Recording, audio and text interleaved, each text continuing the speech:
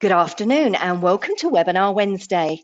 We're excited to have over 360 registered attendees for today's webinar, which is eligible for 1 credit from the ACI. Let's get started by giving one lucky attendee a Webinar Wednesday t-shirt for answering this trivia question. October is Breast Cancer Awareness Month. What color ribbon is used to raise awareness? Answer now using the questions feature on your dashboard. While you're answering, I want to invite everyone to join us for our full MD Expo, which will be taking place at the Hilton Baltimore Inner Harbour in a couple of weeks' time on October the 17th to the 19th. We look forward to you joining us for 3 days of learning, networking, and the latest advances in medical technology, products, and services. Registration is still open, and more details can be found at mdexposhow.com. I'd also like to mention that we'll be holding a huge pink out party to support breast cancer awareness at the conclusion of the Baltimore Expo. More details on the party can be found at mdexposhow.com/schedule. Okay, and let's see who the winner of our Webinar Wednesday t-shirt is. And it is Vicky Vintel. Congratulations, Vicky. Of course, the correct answer is pink. Webinar Wednesday would like to thank our sponsor, Nivola.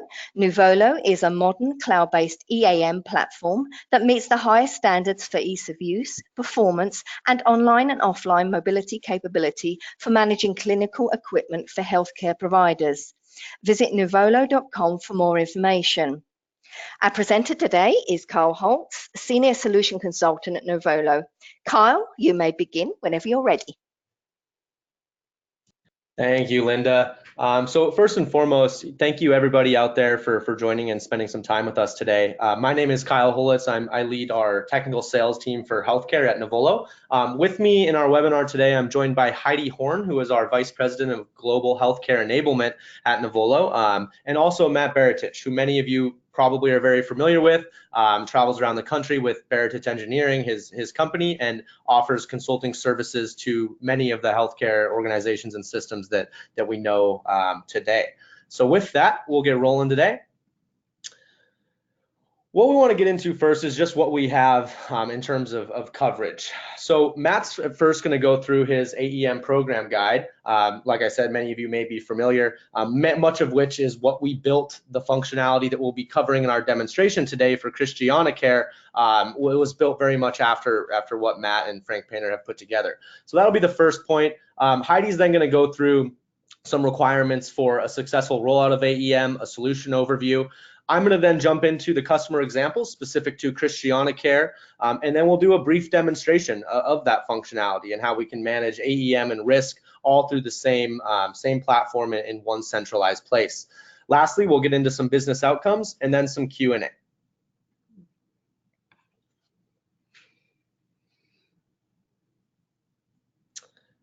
Matt, feel free to go ahead and I'll click through your slides for you. Very good. It works better when I'm not muted. Thank you, Kyle. It's been 2 years now since this publication came out, the AEM program guide that I wrote for Amy. And Kyle and Heidi asked me to put in a few words today about what we've learned in those 2 years and what has happened with regard to adoption of AEM programs in the HTM community. So I'm going to do that, and I'm going to not dwell long on each of these slides because it turns out we already have some questions that have been brought to TechNation. So I want to make sure there's enough time that we can get to some of those questions. So next slide, Kyle, please. So let's talk about what has been going on in terms of adopting AEM programs from the perspective of those of us on this call primarily who are implementing them. And what we've seen is that there's much more interest in AEM programs, recognizing that it can save some money. There's a lot more familiarity with what's required. So 2 years ago, you could use some terminology that people would be find unfamiliar, and now there's lots of discussion back and forth among those of us in the HTM profession There are a lot of programs that have started to adopt what I call a run to fail option, meaning we've decided that this particular kind of equipment just doesn't benefit from any kind of scheduled maintenance. And so we're going to keep it on our inventory, of course, but we are not going to schedule routine maintenance. The classic example here is otoscope ophthalmoscopes, and there's just nothing that we can add of value to send an expensive biomedical equipment technician around to turn on the light and see if the light bulb lights up. But there are other options other than run to fail that are available under AEM programs. It's not really yes or no, yes, we do maintenance, or no, we don't do maintenance. You can make some modifications. You can say this manufacturer's recommended PM procedure is just more complicated than is really necessary based on our data, based on our experience. And so we're going to streamline it. And so I think that's the sort of the next phase as people are starting to move into AEM programs, is to start to look a little deeper, to go beyond some of that low-hanging fruit and find some additional savings. One of the things I ask about when we're doing these AEM workshops, I say we, Frank Painter and I do the workshops, there is no longer a requirement from the NFPA or anybody else nationally that to do routine electrical safety testing.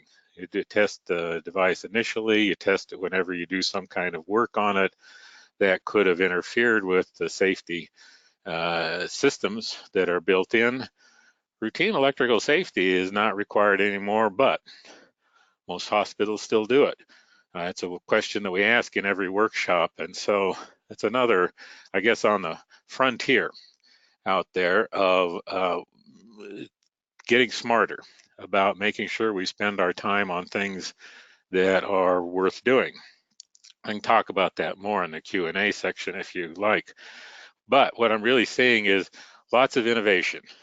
We don't have a standard out there yet, and so we're in a phase where we can figure out, we in the HTM profession can figure out what's the right way to do these things, and we can essentially inform the standards making process.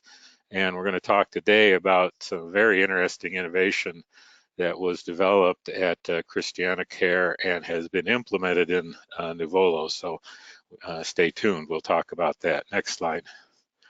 So what's up with CMS and the accrediting organizations like Joint Commission? They're much more open to AEM programs. A couple of years ago, if the surveyor says, do you have an AEM program? People thought the safe answer was, no, we follow the OEM procedures in every case. And that probably was a safe answer. But now, if the surveyor shows up on your doorstep and says, do you have an AEM program? And you say, no, a lot of surveyors will say, why not? That's really best practice. So now's the time, if you're not deep into AEM programs, now's the time to do it. The surveyors are getting smarter about it, and they are expecting that if you say, yes, I do have an AEM program, you better have a complete policy and good documentation. But if you do those things, they're receptive to it. Next slide. AMI is doing some things related to AEM programs. They are now, have started work since June on an actual standard. So the thing I wrote is a 30-some page guideline, and it doesn't carry much weight. You could say to the surveyor, well, I follow that guide that Matt wrote, but that's not going to be very impressive to most of the surveyors. But once this standard gets put together and rolled out, that lets us say, I follow the AMI standard for AEM programs, and you should be in good shape with the surveyor. So that's a much more powerful tool that's coming along. There is some not finalized plans for a CMMS vendor task force to look at standardizing some data fields. Clearly, there's a lot of one of the problems with, let's say, AEM programs, for example, is that we count things differently. And if we can move towards some de facto sort of standardization of how different fields are used, then I think we can move it forward. So we're hopeful that various CMMS vendors will participate in that and help move that forward. That'll be helpful to all of us in the HTM community. And in the AEM standards from Joint Commission, for example, in there is buried this requirement that you do your PM 100% on time, and defining just how to do that is something that is a bit problematic. So we, meaning I'm working primarily with Daniel McGeary and Amy to communicate with Herman McKenzie and try to figure out some way that we can all come to a common understanding of how that all works. So let's go to the next slide.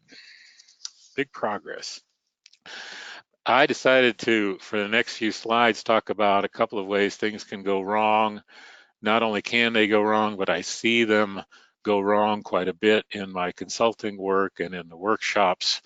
One of the things I see that people trip over when they're putting together an AEM program is not including all aspects of PM. And when I say PM, I mean planned maintenance, not preventive maintenance. And I'll tell you why in the next couple of slides. So next one. And the way I look at it, planned maintenance includes two different aspects. One is device restoration activities. The next slide we'll talk about that. And performance verification activities. And it's important to have both of these in place. So next slide. Device restoration are things that we do. It's called restoration because we're restoring the device to good operating condition. And so we're intending to reduce the likelihood of future failure. And so that's genuine preventive maintenance. If I give you an example, one of the things that we do a lot of is replace batteries before they fail. And so we are restoring the device to good condition, having a good battery, and we're reducing the likelihood of failure during clinical use of that device, whatever it is, infusion pump or defibrillator or whatever has a battery that is commonly called upon in patient care. So that's preventive in the sense that if we do good planned maintenance, we can prevent or at least make less likely future failures, and that's absolutely important. But next slide is the other aspect of planned maintenance, and it's performance verification, where we do some inspection to make sure that a device is working safely and effectively. And so I gave the example before of an otoscope. We don't really need to go out and inspect that device to make sure it lights up, but there are some things that we do work on that there could be hidden failures, or there's also technically called latent failures that are not obvious to the user. And so it requires specialized knowledge that we have or special test equipment to find it. So an example could be defibrillator output, infusion pump infusion rates, or ESU outputs, things like that, where the user may or may not sense that those are out of calibration.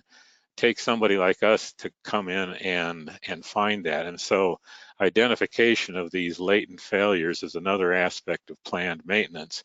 And so we have to take both of those things into account. And I see different AEM programs are it may not take both of those aspects of PM into account. So make sure you do.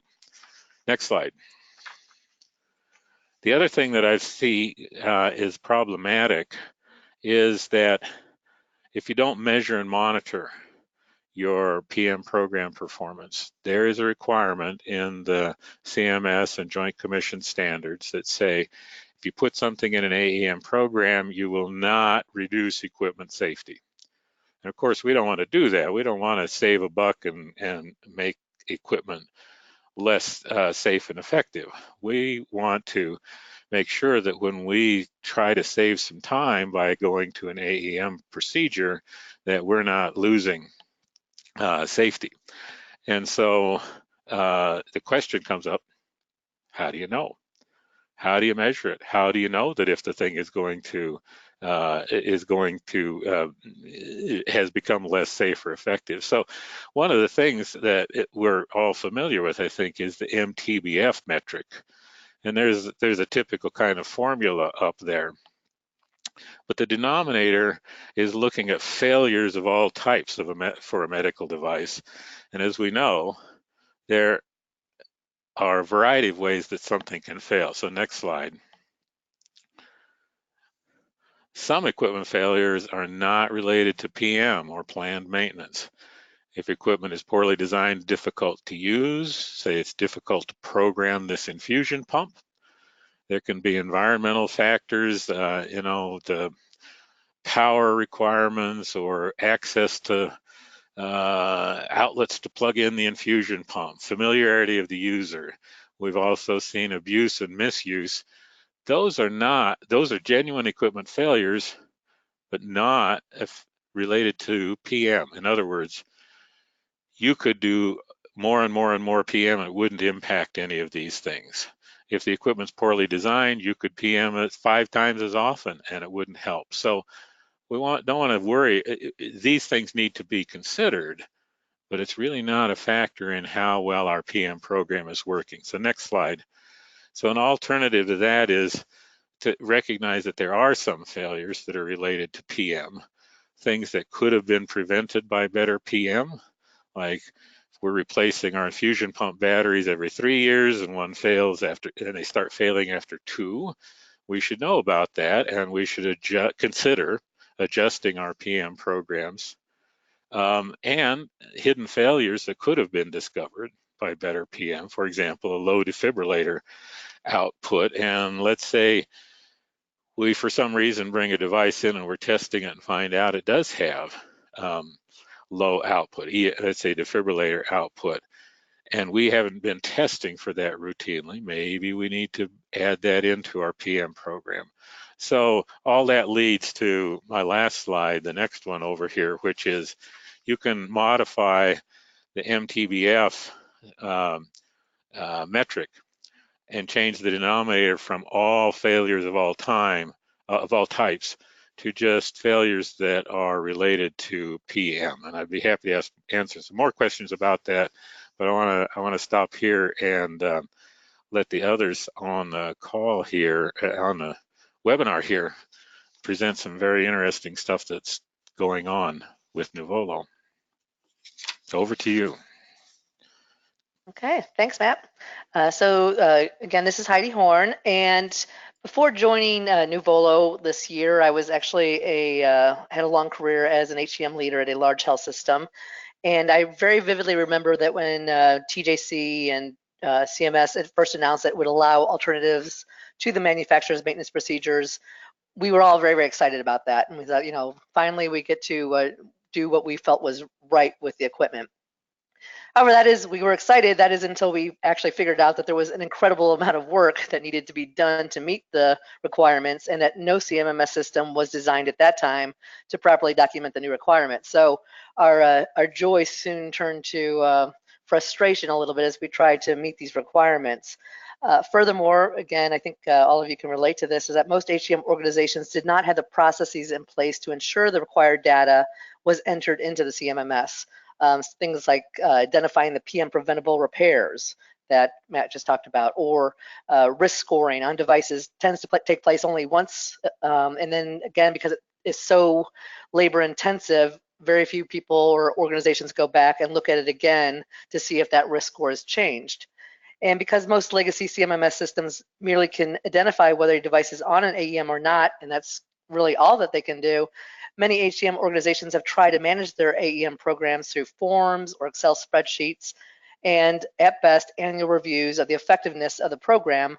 But unfortunately, there's so much data to do that successfully in a timely manner. So it makes it very, very difficult. And as you can see by the slide here, these are some things that you have to take into account when you are putting together an AEM program. And if it's not taking you a lot of time, you're not doing it right. So next slide, please.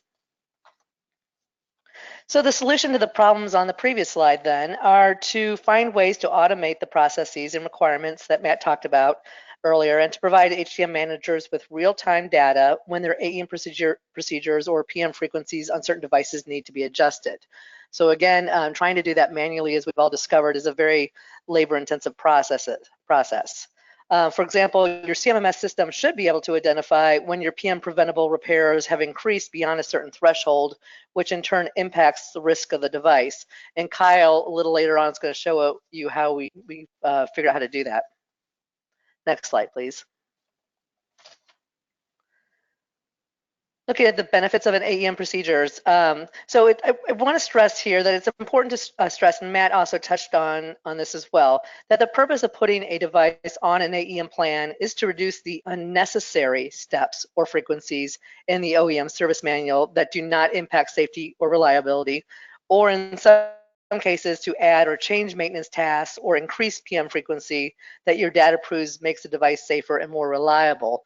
While saving time, saving money is also an end result to that, want to again stress that the importance here is making sure that we are focusing on the work that is making the equipment safe and reliable. And what we have found is that when HCM organizations have good real-time data proving that their AEM programs are working, then they can focus on, focus less time on trying to validate the effectiveness of the program or doing unnecessary PMs, and more time on tasks that have meaningful, positive impacts on their medical equipment management plans. Okay. Next slide, please. You can go through each of those, thank you. Okay, so as Matt explained earlier, you need to develop processes and establish baseline metrics in order for your AEM program to meet Joint Commission CMS requirements. But once that is done, then you want your CMMS to automatically track your data and go through, all of these steps that we're talking about here to have that happen automatically. And I'm not going to read through each one of those. You can look at this, and these slides will be available, I understand. But I wanted to save some time so that Kyle could provide the demo that we're going to show, and as well as that, so we can take some questions and answers at the end. So Kyle, I'm going to turn it over to you. Awesome. Thank you very much, Heidi and Matt. So I get the pleasure of kind of taking you guys all through the end of this presentation. So like we kind of discussed earlier, Christianacare is really the first customer of Nivola's where we were able to implement this functionality. And it was done very much so around, the workbook that Matt's been presenting to us so far, and travels around the country and consults with a number of different health systems. We were originally planning on having, Blake Collins, one of the directors, or the director at Christianacare, actually demoing his system to us on this webinar. Unfortunately, he had a leadership meeting and won't be able to do the demo for us. So I am going to do my best to kind of fill those shoes today. So what did we do, right? So what was Nivola able to do with this functionality, or modern CMMS could do in general, right? This isn't necessarily only speaking of Nivola, it's speaking of modern CMMS as a whole. So the first thing we were able to do is enable AEM scheduling to be done in a more automated fashion, like Heidi mentioned, right? A lot of the data that we need to do to distinguish if a device is on AEM or not, including the risk, is already in the system, right? It's already there.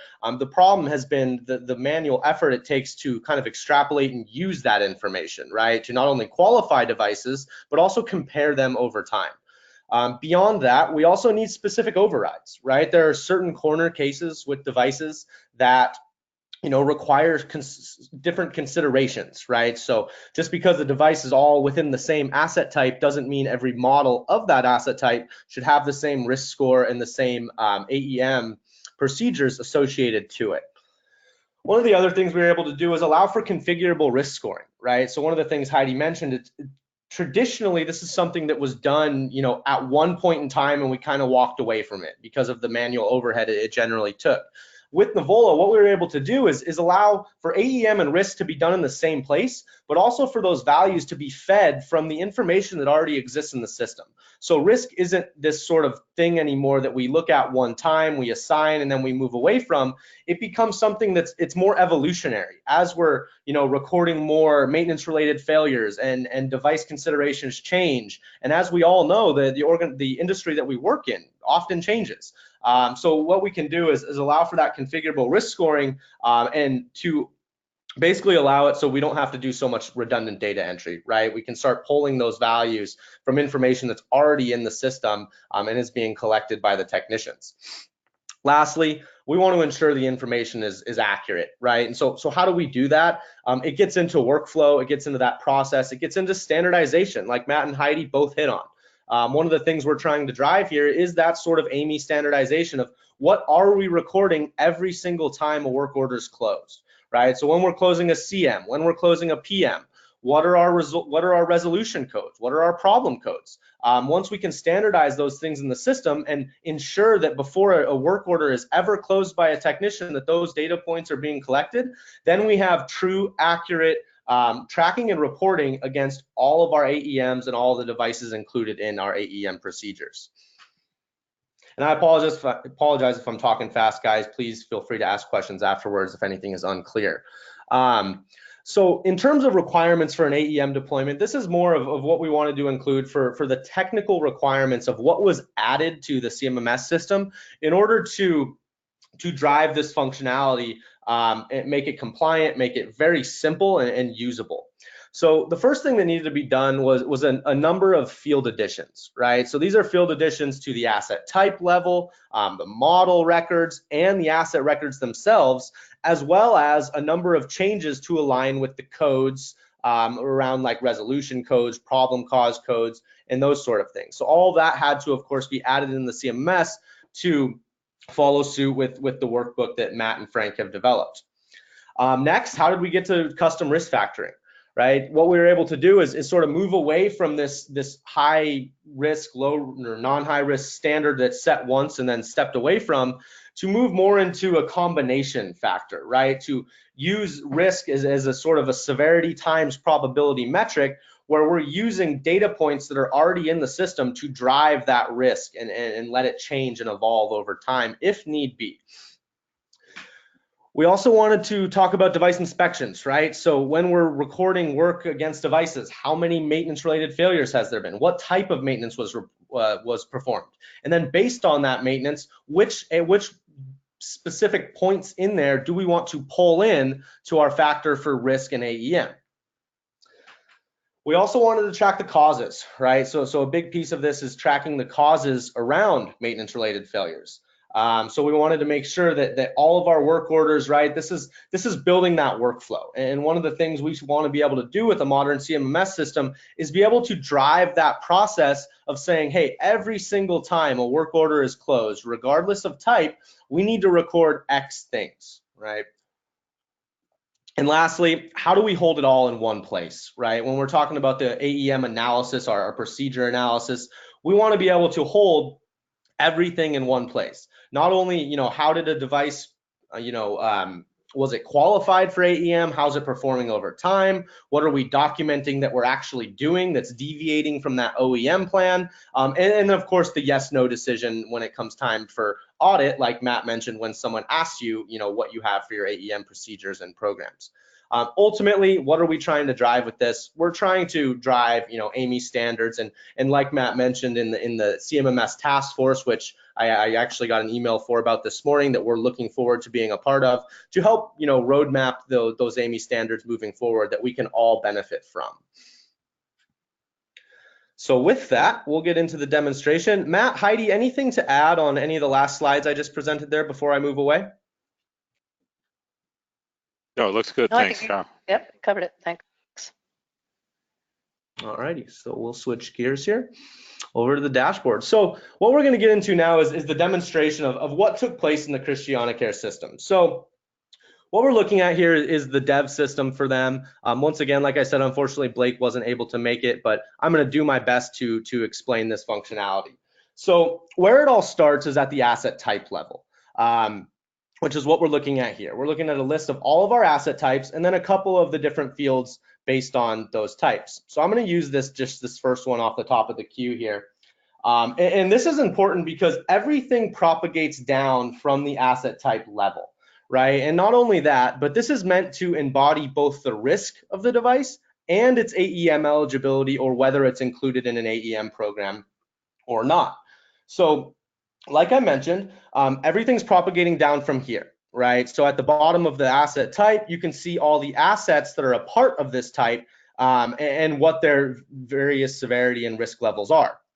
Additionally, the severity is where a lot of this is driven from, right? So if this device was to fail, what would the result be, right? So intentionally out of the box, you'll notice a number of things here. It's cascading down to the assets, right? The model is intentionally being skipped, and I'll explain that why in a second. In the case that you need to override anything, right? You can come in here, you can click override, and of course, select a various different risk level or update your maintenance request or maintenance related failures. What we also did here, to get back to the slides I presented on, is a lot of this data, as you'll notice, is being automatically populated, right? So the number of years of history that we're using for this reporting and to pull these metrics is 3, right? Which is outlined in the AEM workbook.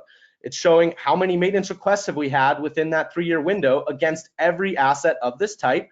And then of those, how many were maintenance related failures, which is a very important consideration when we're trying to adopt this AEM methodology. Lastly, based on the severity probability, we're getting a maintenance related failure mean time between failure, or a mean time between failure for our maintenance related failures, excuse me. So that's calculated as well. And then lastly, the comments is really used to, once again, propagate down to every model, every asset of this type to say, well, what are we doing? What's changing, right? Which is just saying here in this case, it's just explaining exactly what's taking place around this AEM schedule. So with this, what I'm going to do now is scroll down to the clinical assets. So what I mentioned there is all of these assets, of course, are a part of this type. But what you'll notice is if I go into one of these models here, you'll notice that the information is not all 100% filled out, right? So we're looking at a model record of that same asset type now.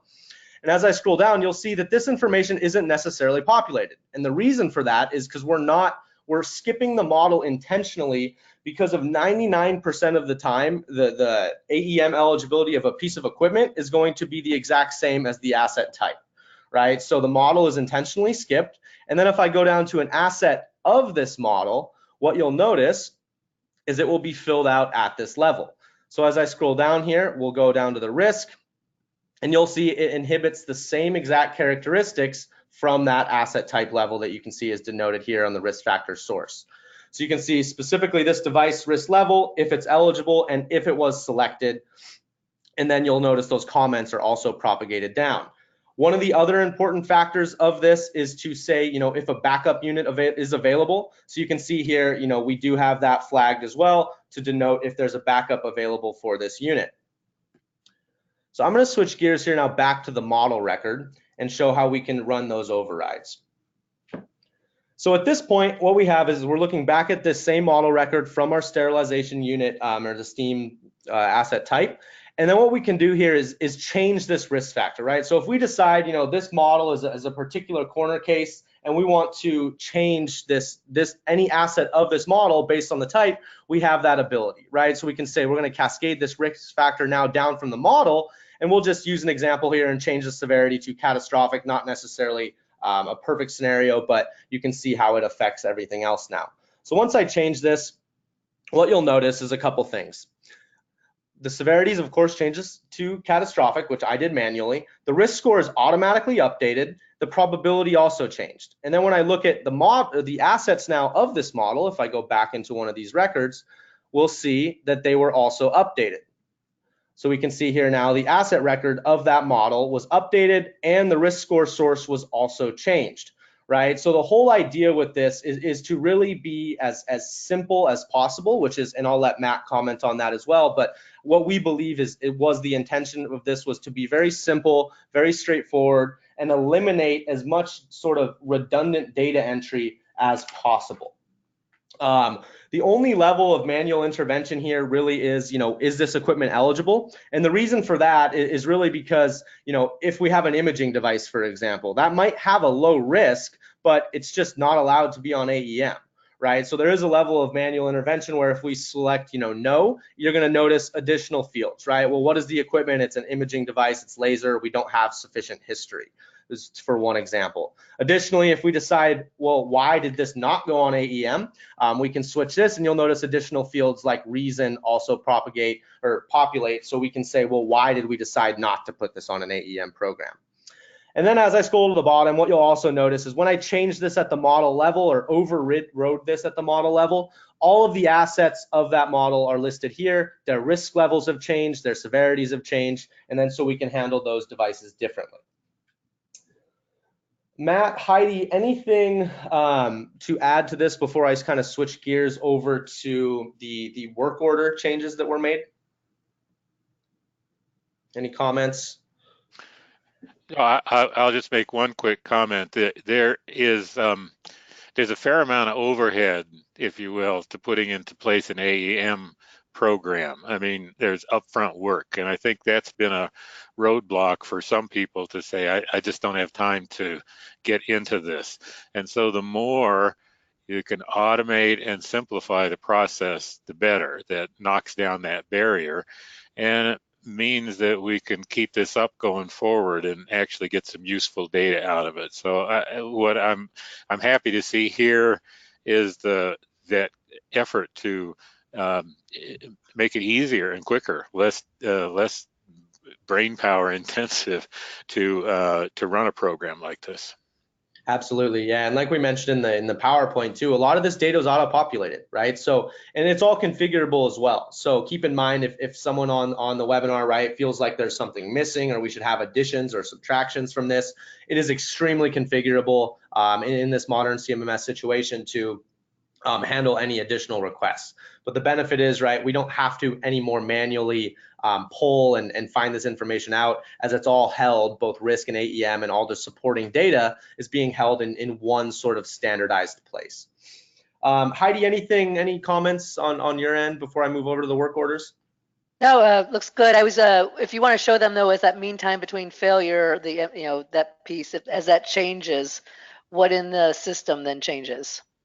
Yeah, so that's a good point. So when we're looking at the mean time between failure, what we can do to change some of those things is actually change the number of requests and maintenance related failures. So once I get into the work order here, we'll show some of those root cause codes of what is related back to a maintenance related failure. So if I was to, for example, change this to 200, I believe it should change my maintenance related failure number here, and it did, right? So you'll notice a lot of these things are auto-populating, and Heidi, I think that's what you were getting at there. Correct, yes. Cool. All right, so with that, we're going to switch gears now. So we've covered everything around the asset type, the model, and the specific device, and what we've embodied to handle AEM in that route. So now we need to talk about what we had to change on the work order side of the house, right, to drive what is a maintenance-related failure and some of these different codes. Once again, driving towards that CMMS task force and helping Amy establish these types of standards in which we can all benefit from. So what we're looking at here is a standard sort of work order in our system. We're looking at a PM in this case, and really only a couple things I wanted to show here are how we're changing that process of what we're recording when we close a PM versus CM. It could be versus an inspection or a disposal work order. It doesn't have to necessarily stop at just a CM and a PM, but for this example, that's what we're going to be talking to.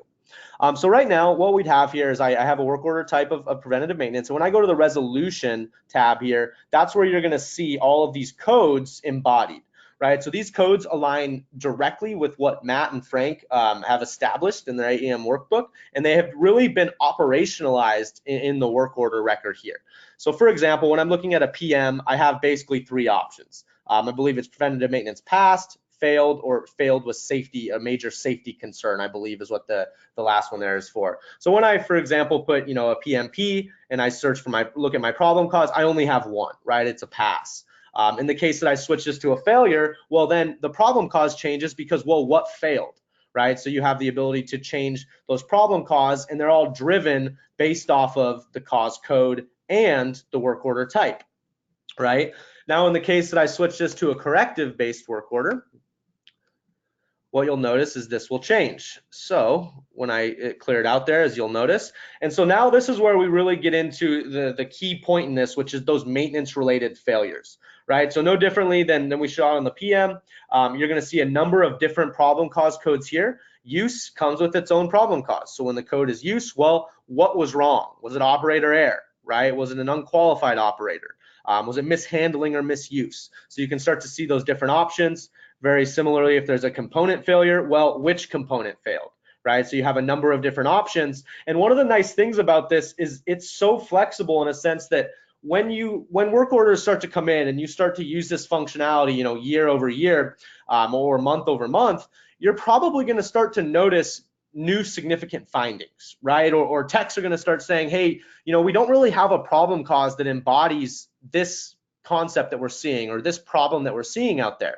So one of the nice things is, as an admin, I can so easily add to this. So on the fly, I can configure the system to say, you know what, we need to add a new problem cause to our component failure problem cause code, and literally all I would need to do to that is just click new and add that new problem cause there, and then it's immediately reportable and immediately usable by all of my technicians instead of waiting months for that to take place in the CMMS system. And lastly, I want to talk about the maintenance related failure, right? This is the most important concept in the work order here, or for this presentation.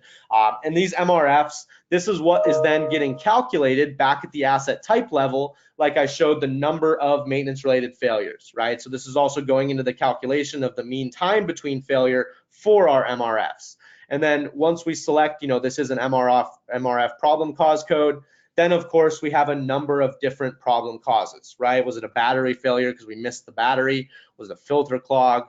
What was the maintenance related failure, in sort of getting down to that additional level of detail for reporting and some of those things, and better decisions in the future on how we're maintaining these devices.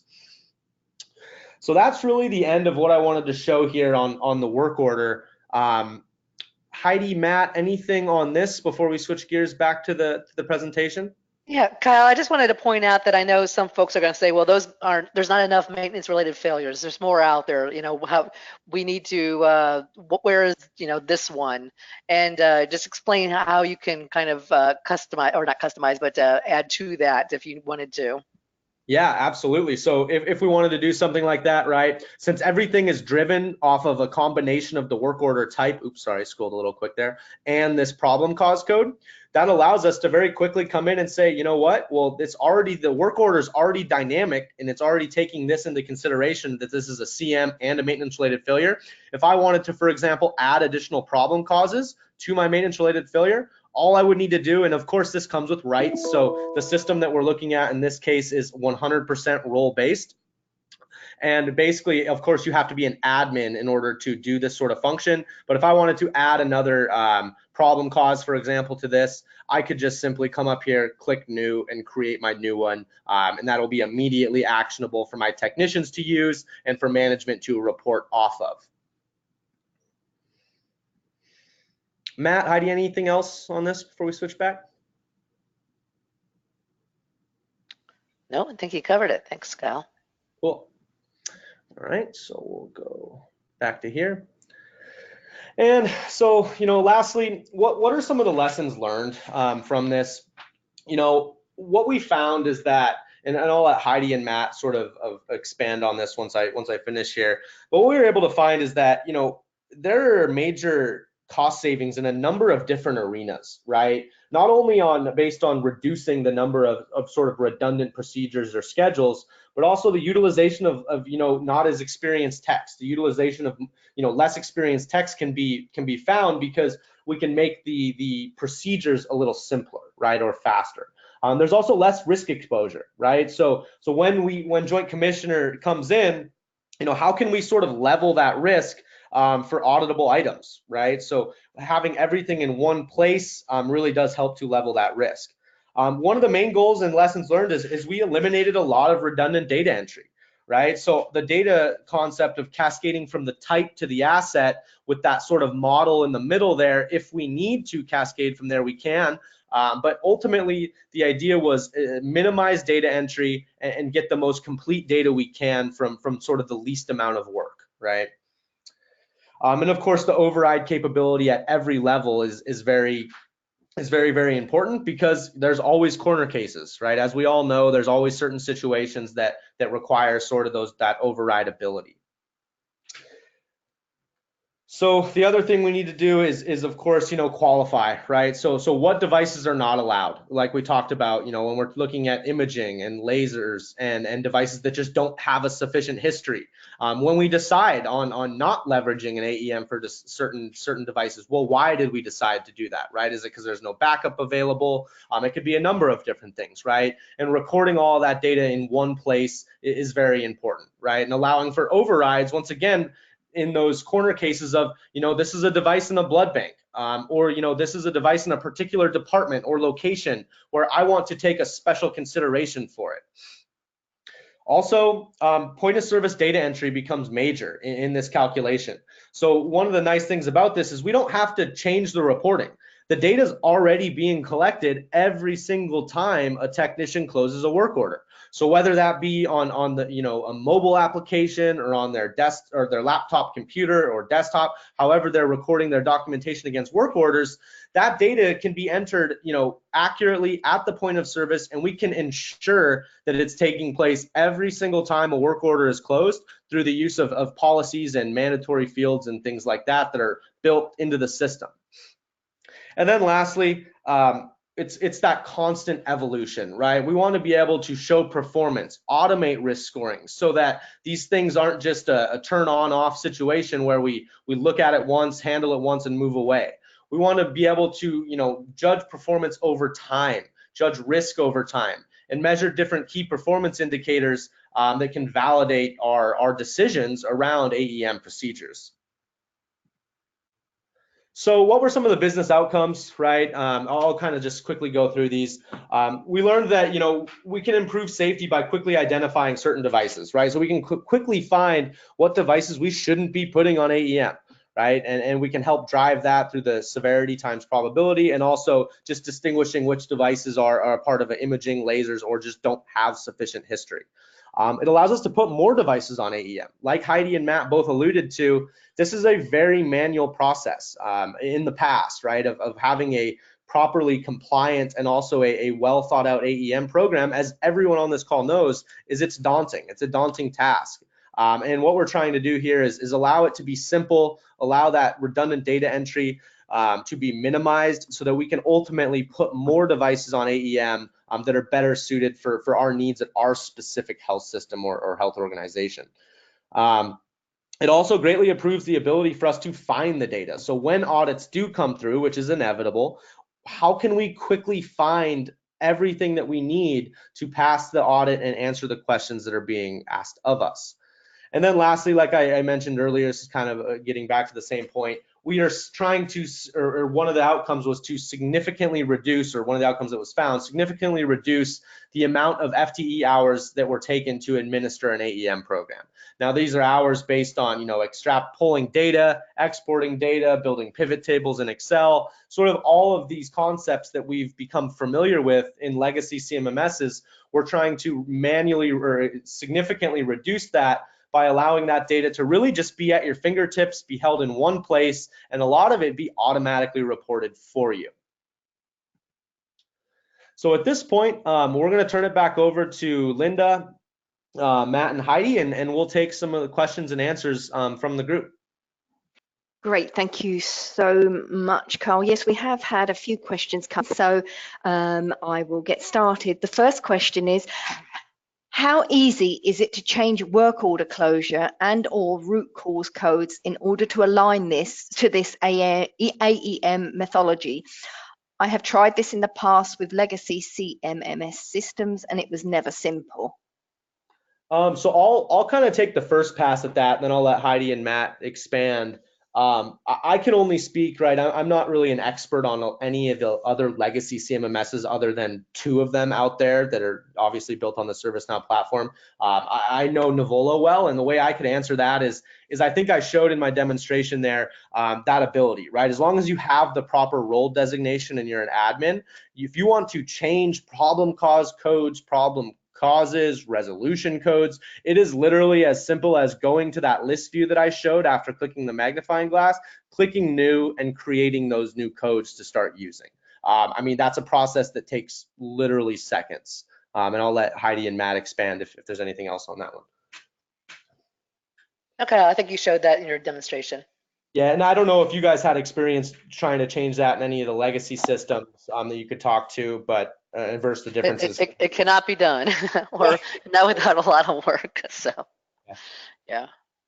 I hope that answers the question. Okay, next question is there a way to run KPI Base Reports against asset models before they are on the AEM program and after to judge performance? Did you say before, Linda? I'm sorry. Yeah, before they're on the AEM program and after to judge performance. Yeah, that's a good question. And so that one, we have sort of another area in the application that allows you to specifically report on against models in a specified date range. So that's actually something we didn't get into today because we wanted to focus on our ChristianaCare example and what Matt's done. But we do have functionality that it's called basically in Nivola, it's called what's it called? AEM plans. And effectively what it allows you to do is say, hey, here's my baseline date range against a particular model. And it allows you to run different KPIs, mean time between failure, labor hours, operational expenses, number of failures, things like that. And so, yes, you can absolutely run that to not only qualify what might be a good candidate for AEM, but it also allows you to judge the performance. So you can run those KPIs against a baseline date range, but then once you decide, yes, you know what, this is a good candidate, we moved it on to AEM, you can then run those same KPIs against your AEM date range, right? And then measure the performance, right? So if you see, mean time between failure has actually went down, it's the device is failing more, operational expenses went up, you can make very, good decisions to say, you know what, this was not a good AEM procedure decision. We're going to move this back to the OEM procedures and schedules. And if anyone wants to see that functionality, in the future, if you're going to MD Expo in Baltimore, I'm happy to show you, or we can schedule time outside of this webinar. That's great. Another question is, what is the process of building AEM schedules and their associated procedure checklists look like? I'll let Heidi and Matt handle that one if you guys can. Well, let me take a shot at that. The way we teach it is that first of all, one thing you want to do is, because there's a fair amount of upfront work, you want to start with the devices that are going to save you the most time by going through the analysis. So once you've decided here's a candidate type of device that you want to work on, what I would recommend is you get the exact PM procedure from the manufacturer, list every step in that process, and go down and just based on professional judgment, look at ones that you say, this, maybe this is overkill, maybe this is something we could streamline, and then you start collecting data. And I'll give you an example. There are defibrillator PM procedures recommended by the OEM. They'll ask you to measure defibrillator output at 10 different settings. Well, you may say, based on my experience, based on the data, I think if I measured it 2 levels or 3 levels, I'm going to catch problems that need to be have some more focus. And so you could say, that's what I'm going to try. We document that and roll it out, and then you monitor whether that turned out to be a good decision or not. You find out if maybe I went too far, or maybe I could go a little farther on that. But it really starts with, what does the manufacturer call for, and then collecting data where you think there's an opportunity to save some some time. Okay, that's great. Now, I've had several attendees ask variation of this question that follows. It's how can AEM be implemented in California as Title 22 indicates that all medical equipment needs to be checked at least annually? So I'll take another shot at that, because that question comes up a lot in the workshops that Frank Painter and I have done, and we've done a couple of them in California. And it's not just Title 22 in California. There are some similar kinds of things in Florida and maybe New York State as well. And in talking to a lot of people about that, the advice that I've gotten is that you can ask for request waivers from the state. And so I know a number of leading organizations that have implemented AEM programs without any pushback from the state. But what I also say to people in those states is there's a real opportunity for some kind of a group effort. Say in California, CMIA, either the statewide group or your local, your regional chapter, to put together some data, put together some explanation of what CMS and Joint Commission require, put together an example of how you do this kind of would do this kind of an AEM program, and go as a group to the state and to say, ask for something like a categorical waiver, or whatever the right term in California is, to say this is a way that we can improve safety and save money for the hospital, and we will take that money and do the following great things with it. I mean, sometimes the question has come up, if we save all this time on PM, what are we going to do with all that extra time? And when someone asks that question, the rest of the people in the room typically laugh, like, I've got plenty of other things, useful things that my technicians could be doing. And so I think that's how you sell it, if you want to look at it as selling it. This is a way to improve safety and effectiveness, and also let hospitals focus their efforts on more important things. I keep saying I'm going to do it, and I've never got around to it, but for these workshops, I want to make a t-shirt that says, stop doing stupid stuff. And we do a lot of stupid stuff in HTM, and we should stop doing that and be upfront about it, I think. Yeah, so Matt, if you can stop me if I start saying something that's not correct, because I'm not as familiar. I did not have hospitals in California, so I'm not as familiar with that regulation. However, an AEM is essentially anything that is not following the manufacturer's PM guidelines or service guidelines exactly. So the frequencies are different from what the manufacturer has in their service manuals, or the PM tasking is different. So even though that requires that you have an annual check, you can still change some of those steps that are in the procedures that are not effectively increasing the reliability or the safety of the equipment. And so you can have an AEM program. However, again, to be compliant in that state, you have to at least do it once a year, whatever your AEM procedures are. Does that make sense? And am I stating that correctly, Matt? No, sure. That's a good way to approach it, because for an AEM program, you can change the frequency of the various steps in a procedure, or you can change the steps themselves. And so you're right. I hadn't thought of it in those terms, but you could make sure you do something once a year, and but streamline what that something might be. And that might just be an electrical safety check, or whatever it is that will, again, ensure the safety and reliability of the equipment without impacting that.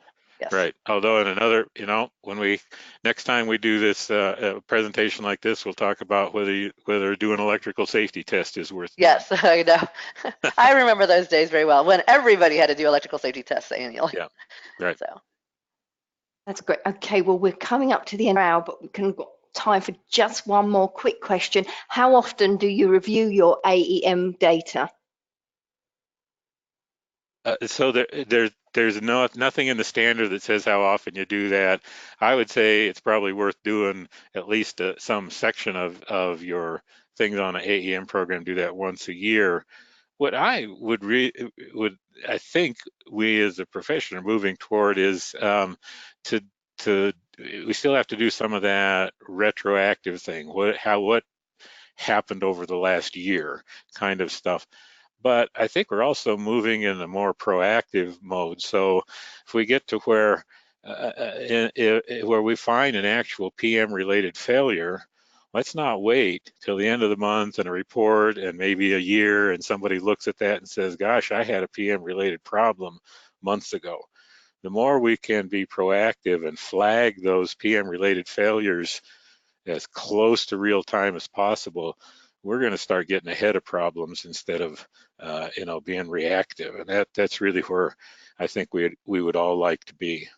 Right, and that's what this Nivola program does. It's actually real time. It identifies when you are not within the guide rails that you had established for that risk tolerance. So if a device starts having more mean time between failure that is PM preventable that you've established, then it's going to alert you that something has to be done with changing that AEM procedure or frequency. Yep, that's good stuff. Okay, that's good. Well, guys, we've come to the end of our hour. To the attendees that submitted questions that we didn't have time to ask, I will be emailing to Carl, Heidi and Matt, so they will answer them offline. So thank you, Carl, Heidi and Matt, for a great and informative one, and thank you again to today's sponsor, Nivola.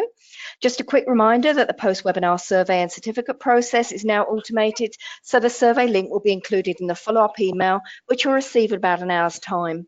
Once you've completed the survey, you'll be able to download your certificate immediately. One lucky attendee will win an Amazon gift card just for completing the survey. If you have any questions, please contact us at webinar@mdpublishing.com. For more information about our upcoming webinars, please visit our website, webinarwednesday.live. So thanks again once for everybody joining us. Enjoy the rest of your day, and we hope to see you next time. Thanks, everybody.